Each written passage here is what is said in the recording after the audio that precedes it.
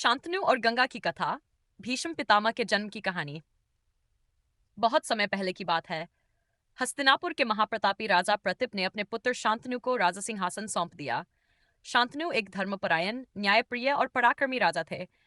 उनके शासन में हस्तिनापुर सुखी और समृद्ध था।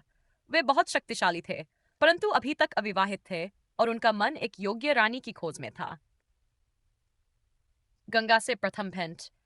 एक दिन शांतनु गंगा के तट पर शिकार खेलने गए। घना जंगल था और पंछियों की चहचहाट के बीच वे एक सुंदर दृश्य देखकर मंत्रमुग्ध रह गए। गंगा नदी के किनारे एक अत्यंत सुंदर स्त्री खड़ी थी। उसका रूप अद्वितीय था। उसका सौंदर्य स्वर्ग की अप्सराओं को भी मात देता था। उसकी आंखें गहरी और चमकदार थी। उसके केश काले बादलों की तरह घने थे और उसका स्वर संगीत के समान मधुर था। राजा शांतनु पहली ही दृष्टि में उस स्त्री पर मोहित हो गए। उन्होंने अपने अश्व को रोका और आगे बढ़कर कहा, हे देवी, आप कौन हैं? मैं राजा शांतनु, हस्तिनापुर का शासक हूँ। आपके सौंदर्य ने मेरा हृदय जीत लिया है। क्या आप मेरी पत्नी बनेगी? स्त्री ने मुस्कुराते हुए राजा को देखा और कहा, राजन, मैं आपकी प्रार्थना स्वीकार कर सकती हूँ, परंतु मेरी एक शर्त है। यदि आप कभी मेरे किसी भी कार्य पर प्रश्न करेंगे या मुझे रोकने का प्रयास करेंगे, तो मैं आपको छोड़कर चली जाऊंगी। राजा शांतनु प्रेम में इतने डूबे हुए थे कि उन्होंने बिना सोचे समझे ये शर्त मान ली और उनसे विवाह कर लिया।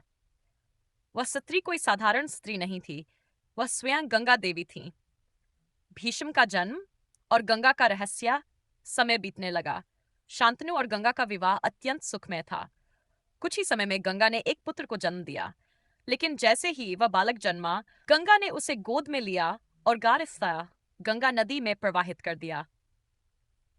राजा शांतनु यह देखकर स्तब्ध रह गए। उनकी आंखों में पीड़ा थी, परंतु उन्होंने गंगा को रोकने की हिम्मत नहीं की, क्योंकि उन्होंने वचन दिया था कि वे कभी भी उसके कार्यों पर प्रश्न नहीं करेंगे। समय बीतता गया और एक एक करके गंगा ने 7 पुत्रों को जन्म दिया और उन्हें गंगा में बहा दिया। राजा का हृदय दुख से भर गया, लेकिन वह असहाय थे।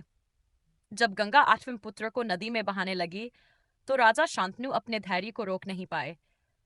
उन्होंने गंगा का हाथ पकड़ लिया और गहरे दुख में बोले, गंगा, तुम ये क्या कर रही हो?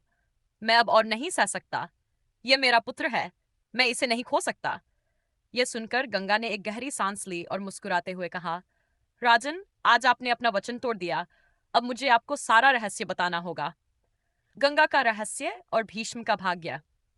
गंगा ने राजा को बताया कि वह कोई साधारण स्त्री नहीं, बल्कि देव नदी गंगा है। उनके गर्भ से जन्म लेने वाले सभी पुत्र अष्टवसु थे, स्वर्गीय देवता जो एक श्राप के कारण पृथ्वी पर जन्म लेने के लिए मजबूर हुए थे। उन्होंने बताया कि महर्षि वशिष्ठ के श्राप के कारण इन अष्टवसुओं को मानव जन्म लेना पड़ा था। वे चाहते थे कि उनका जीवन शीघ्र समाप्त हो जाए, इसलिए गंगा ने उन्हें जन्म देते ही मुक्त कर दिया। लेकिन 8वां पुत्र देवव्रत, जिसे आगे चलकर भीष्म के नाम से जाना गया, को पृथ्वी पर एक महान उद्देश्य के लिए रहना था। गंगा ने अपने पुत्र को राजा शांतनु को सौंपते हुए कहा, यह तुम्हारा पुत्र देवव्रत है।